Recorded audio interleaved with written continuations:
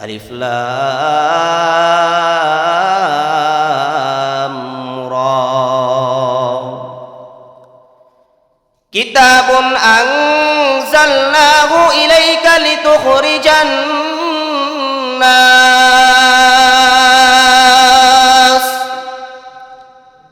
কিতাবুন আনজালনাহু ইলাইকা লিতুখরিজান নাস মিনাল যুলুমাতি ইলান নূরি বিইذনি রব্বিহিম ইলা সিরাতিল আজিজিল হামিদ।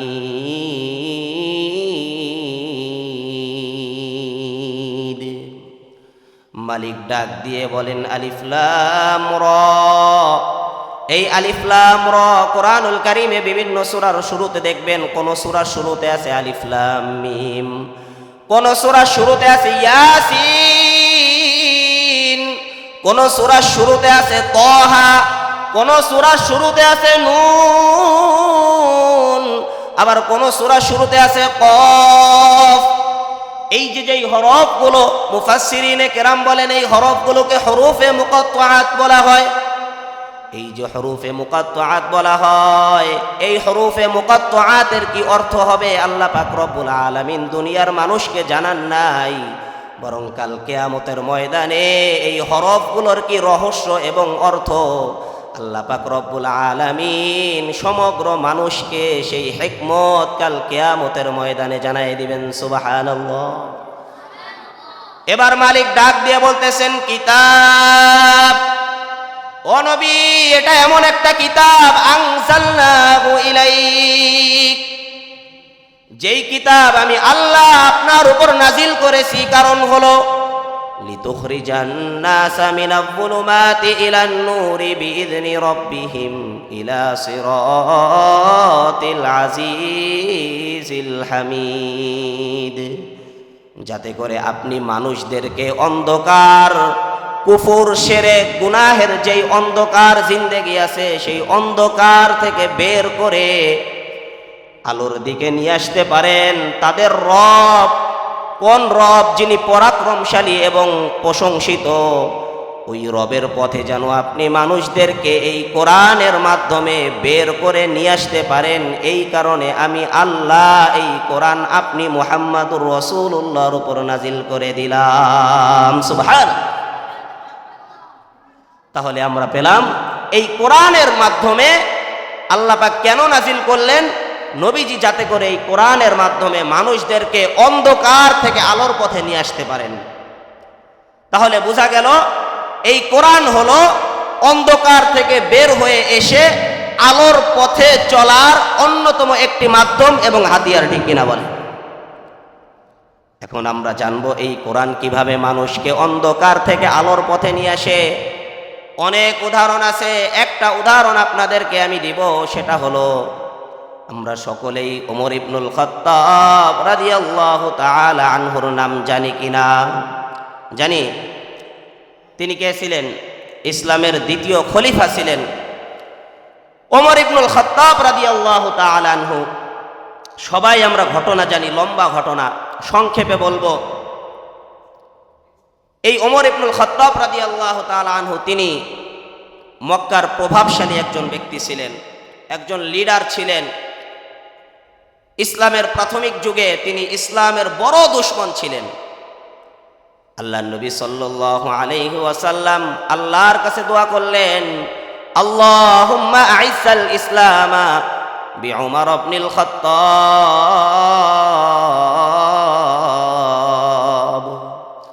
আল্লাহ আপনি ওমর ইবনুল খাত্তাবের মাধ্যমে ইসলামকে সম্মানিত করেন, শক্তিশালী করেন। নবী দোয়া করতে দেরি আছে, আল্লাহর কাছে দোয়া কবুল হইতে দেরি নাই। এই ওমর ইবনুল খাত্তাব একদিন তরবারি নিয়ে বের হয়ে গেলেন যে আমি মুহাম্মাদুর রাসূলুল্লাহকে হত্যা করব। বলেন নাউজুবিল্লাহ। ওমর ইবনুল খাত্তাব রাসূলুল্লাহ সাল্লাল্লাহু আলাইহি ওয়াসাল্লামকে হত্যা করতে যাচ্ছেন। প্রতিমধ্যে হঠাৎ করে নু'মান রাদিয়াল্লাহু তাআলা আনহুর সাথে ওমর ইবনুল খাত্তাবের দেখা হয়। ওই সাহাবী বলতেছে, হে ওমর,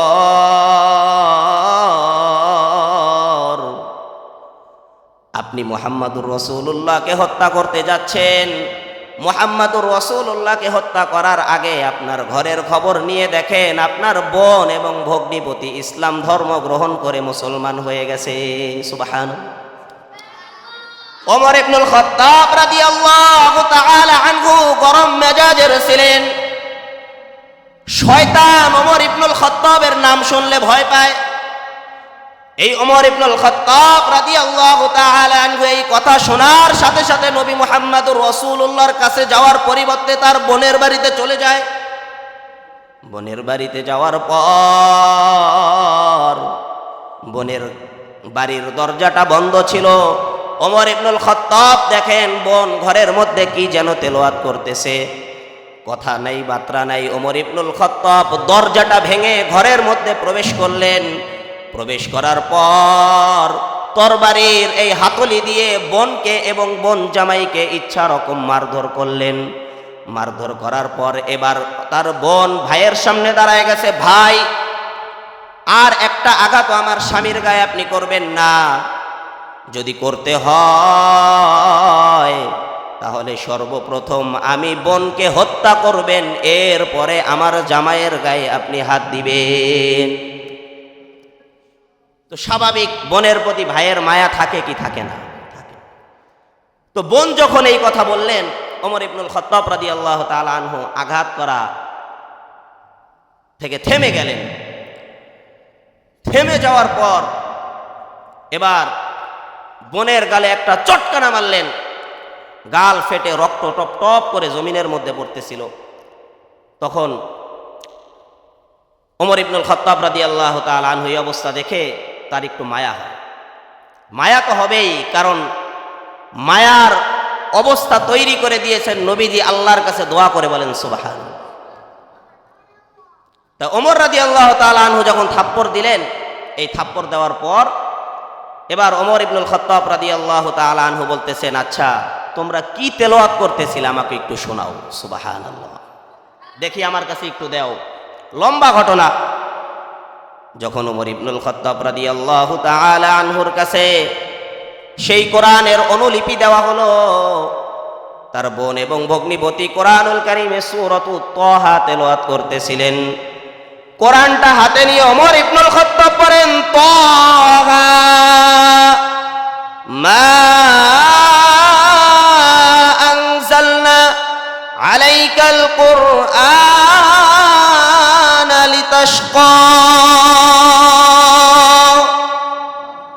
ওমর ইবনুল খাত্তাব রাদিয়াল্লাহু তাআলা আনহু সূরা তাহা তেলাওয়াত করতে করতে 13 নম্বর 14 নম্বর আয়াতের মধ্যে যখন এলেন, ইন্নানি আনাল্লাহ, আল্লাহ পাক রব্বুল আলামিন ডাক দিয়ে বলেন, আমি এই হলাম আল্লাহ। ইন্নানি আনাল্লাহু লা ইলাহা, আমি ছাড়া কোনো মাবুদ নাই। ফাবুদনি, সুতরাং আমার ইবাদত তোমরা করো, আমি আল্লাহর ইবাদত করো।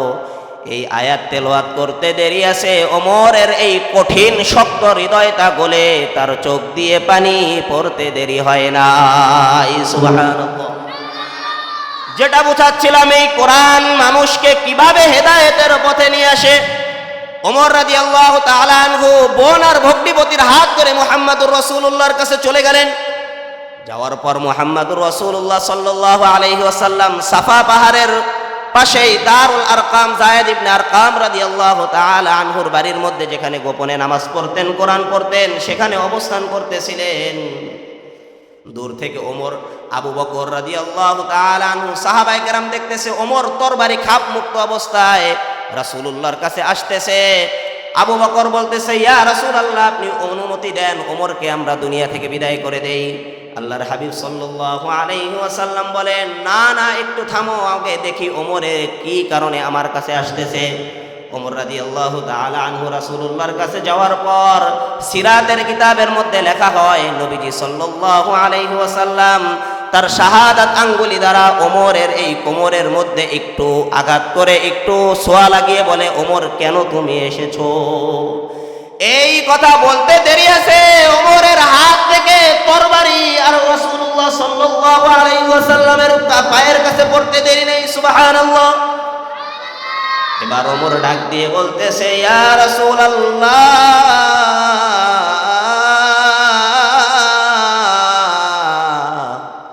ওমরের যেই তরবারি এতদিন আপনার বিপক্ষে, ইসলামের বিপক্ষে চলেছে, আজকে থেকে এই ওমর যতদিন দুনিয়ায় থাকবে ওমরের তরবারি মুহাম্মাদুর রাসূলুল্লাহর পক্ষে চলবে। সুবহানাল্লাহ। এবার ওমর দেখতেছে মুসলমানরা গোপনে নামাজ পড়ে। ওমর এবার বললেন, আর গোপনে নামাজ চলবে না, আসুন সবাই আমার সাথে। ওমর ইবনুল খাত্তাব রাদিয়াল্লাহু তাআলা আনহু তখন 70 থেকে 80 জন মানুষ ইসলাম ধর্ম গ্রহণ করেছিলেন, তাদেরকে নিয়ে কাবা চত্বরে চলে গেলেন। যাওয়ার পর ওমর এবার ঘোষণা দিয়ে বলতেছে, এখন থেকে মুসলমানরা প্রকাশ্যে নামাজ পড়বে।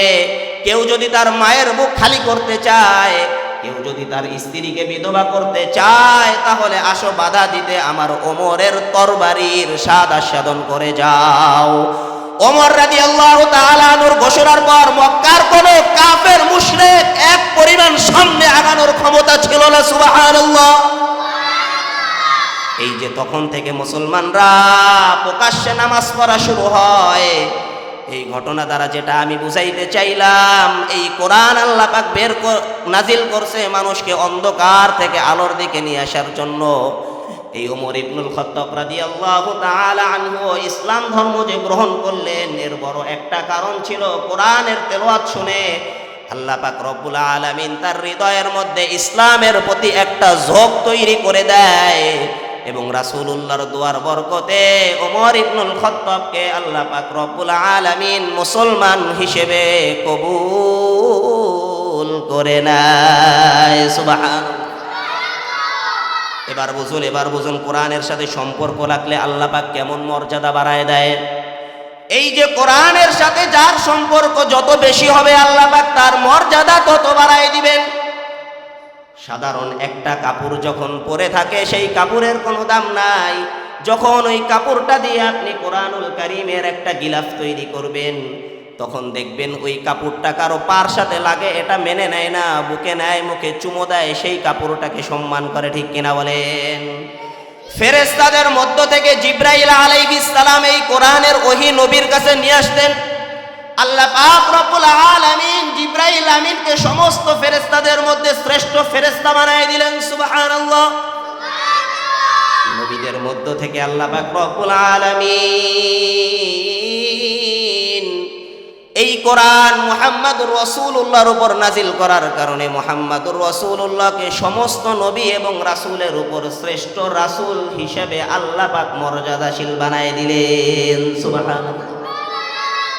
12 মাসের মধ্য থেকে রমজান মাসের সাথে এই কোরআনের সম্পর্ক। রমজান মাসে কোরআন নাজিল হওয়ার কারণে বাকি 11টা মাসের উপর আল্লাহ পাক রব্বুল আলামিন এই কোরআনের নাজিলের মাস হওয়ার কারণে রমজান মাসের মর্যাদা আল্লাহ পাক বাড়ায় দিলেন। সুবহানাল্লাহ। মধ্য থেকে আল্লাহ পাক সূরাতুল কদরের মধ্যে বলেন, ইন্না আনজালনাহু ফি লাইলাতিল কদর। মালিক ডাক দিয়ে বলেন, আমি আল্লাহ এই কোরআনুল কারীমকে লাইলাতুল কদরে নাজিল করেছি। লাইলাতুল কদরে এই কোরআনকে নাজিল করার কারণে তোমরা জানো লাইলাতুল কদরের মর্যাদা কেমন। লাইলাতুল কদরি খায়রুম মিন আলফি শাহর। আমি আল্লাহ এই রাতে কোরআন নাজিল করার কারণে এই এক রাতের মর্যাদা আমি আল্লাহ 1000 মাসের চাইতেও উত্তম বানাই দিলাম। সুবহানাল্লাহ। তাহলে এই কোরআনের সাথে সম্পর্ক রাখলে লাভ না লস? এবার দেখুন দুনিয়ার যেই সকল মানুষ এই কোরআন পড়বে, বুখারী শরীফের হাদিস, আল্লাহর নবী সাল্লাল্লাহু আলাইহি ওয়াসাল্লাম বলেন, খায়রুকুম মান তাআল্লামাল কুরআনা ওয়া আল্লামা। এই দুনিয়ার মধ্যে যেই বান্দা এবং বান্দি আমি আল্লাহর কোরআন পড়বে, কোরআন শিখবে এবং অন্যকে শিখাইবে, আমি আল্লাহ নবীর মাধ্যমে ঘোষণা দিয়ে দিলাম, দুনিয়ায় যত ধরনের যত মানুষ আছে, রাজা আছে, বাদশা আছে, টাকা পয়সার অধিকারী মানুষ আছে, সবার মধ্যে সর্বশ্রেষ্ঠ মানুষ আমি তাকে ঘোষণা দিয়ে দিলাম যে দুনিয়ার মধ্যে কোরআন পড়বে, কোরআন শিখবে এবং অন্যকে শিখাইবে। সুবহানাল্লাহ। এটা তো হলো দুনিয়ার মর্যাদা। দুনিয়ায় যারা কোরআন পড়বে, এই দুনিয়ায় তার মর্যাদা দুনিয়ার সমস্ত মানুষের চাইতে বেশি। এটা কার কথা? নবীর কথা। কার কথা? সুতরাং আমরা যারা মাদ্রাসায় পড়ি, কোনো হীনমন্যতার কারণ নাই। ডাক্তার হতে পারলাম না, ইঞ্জিনিয়ার হতে পারলাম না, কোনো লস নাই।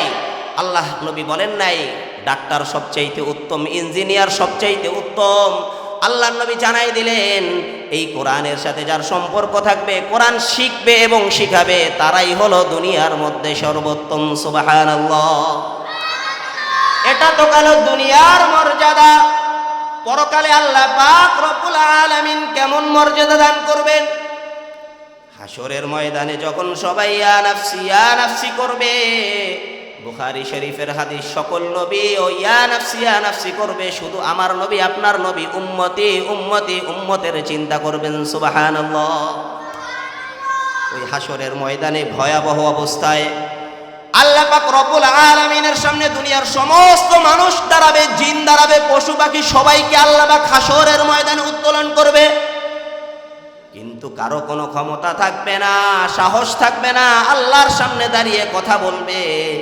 সূরাতুন নাবার মধ্যে মালিক জানায় দেন, ইয়াউমা ইয়াকুমুর রূহু ওয়াল মালাইকাতু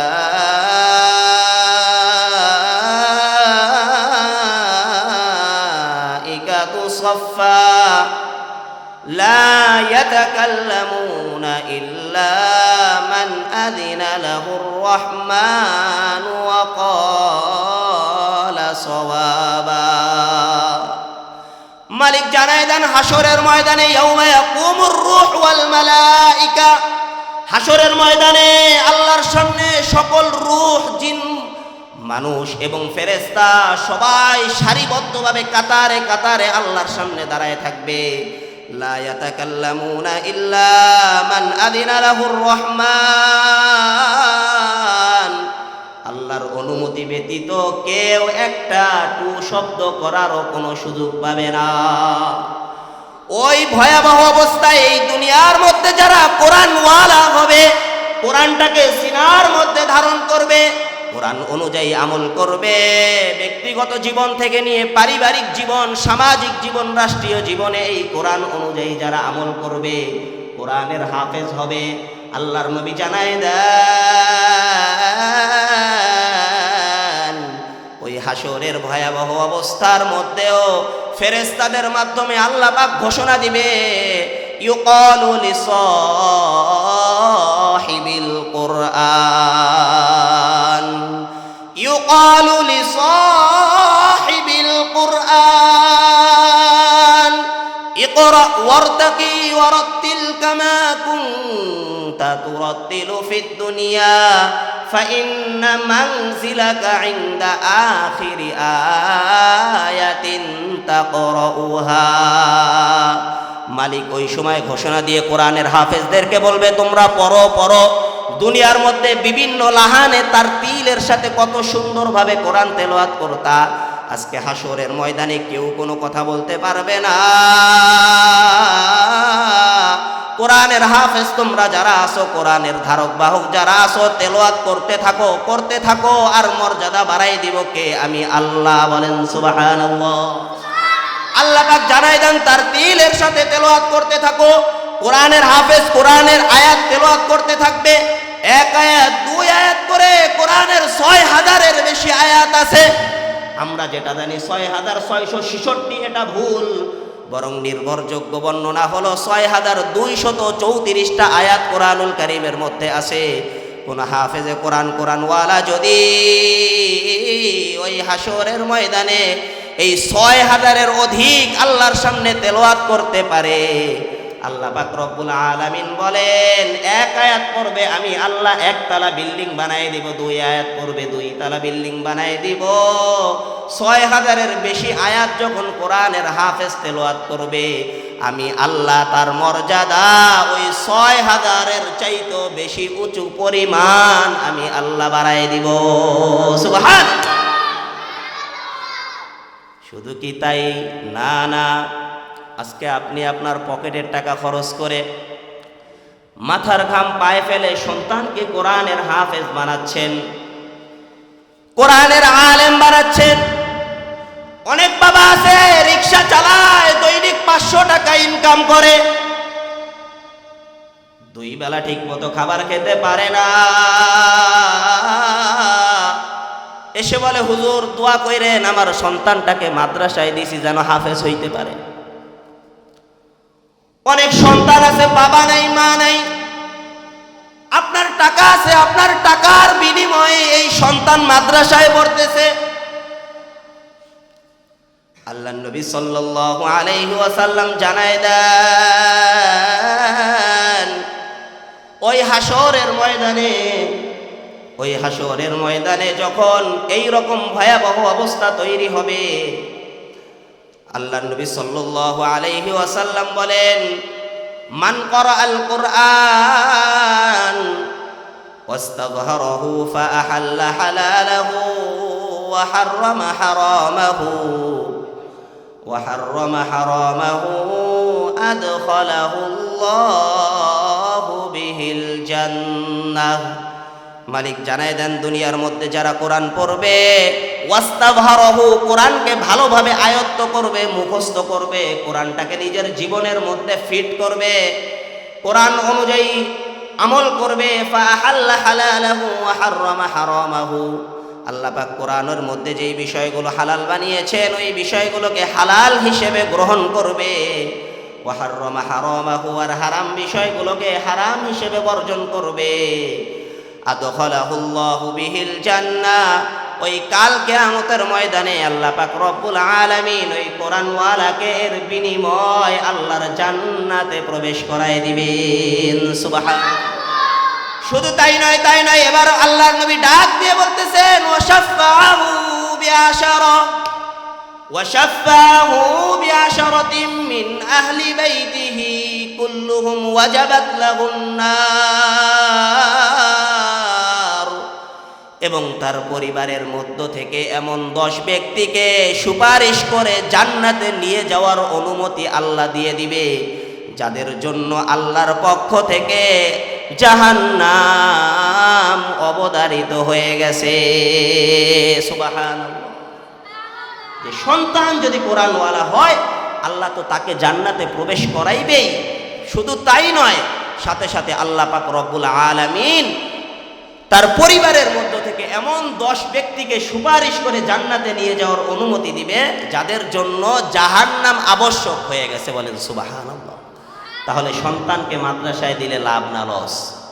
আজকে আপনার সন্তান, আমার সন্তান হাফেজ হয়েছে, হয়তো পাগড়ি দিবে, একটা কাপড়ের পাগড়ি পেঁচাই দিবে। আল্লাহর নবী হাদিসের মধ্যে বলেন, এই হাদিস বলে আমার আলোচনা শেষ করব, যে কাল কিয়ামতের ময়দানে এই দুনিয়ার মধ্যে যারা কোরআন পড়বে, কোরআনটাকে নিজের মধ্যে ধারণ করবে, শুধু মুখস্থ করলে হবে না, কোরআন অনুযায়ী আমল করতে হবে, নিজের জীবনের মধ্যে ফিট করতে হবে। আল্লাহর নবী সাল্লাল্লাহু আলাইহি ওয়াসাল্লাম জানায় দেন, মান ক্বারাআল কুরআন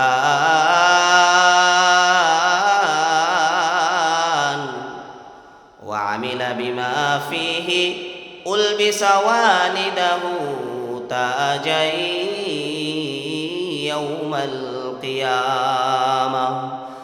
আল্লাহর নবী ডাক দিয়ে বলেন, এই দুনিয়ার মধ্যে যারা কোরআন পড়বে, কোরআন হেফজ করবে, কোরআন আয়ত্ত করবে, কোরআন অনুযায়ী নিজের জীবনকে পরিচালনা করবে, ওয়া আমিলা বিমা ফীহি,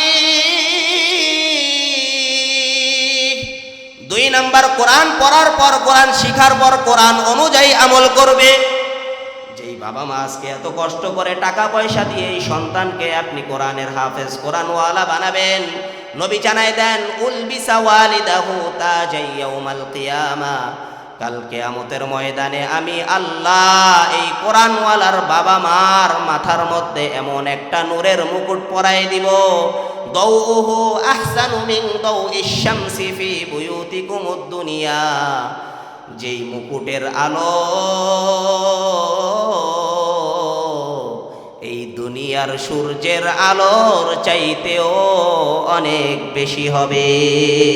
সুবহানাল্লাহ। লাউ কানাত ফীকুম, নবী বলতেছেন সেটা যদি তোমাদের ঘরের মধ্যে থাকতো তাহলে কেমন আলো হতো চিন্তা করো। ফামা যান্নুকুম বিল্লাযী আমিলা বিহাদা, নবী ডাক দিয়ে জানায় দেন তাহলে একটু গভীরভাবে চিন্তা করে দেখো, যে ব্যক্তি এই কোরআন পড়বে কাল কিয়ামতের ময়দানে তার মা বাবাকে যদি এমন পুরস্কার দেওয়া হয় তাহলে ওই বান্দাকে কেমন পুরস্কার আল্লাহ পাক রব্বুল আলামিন দিবে একটু কল্পনা করে তোমরা দেখো। সুবহানাল্লাহ।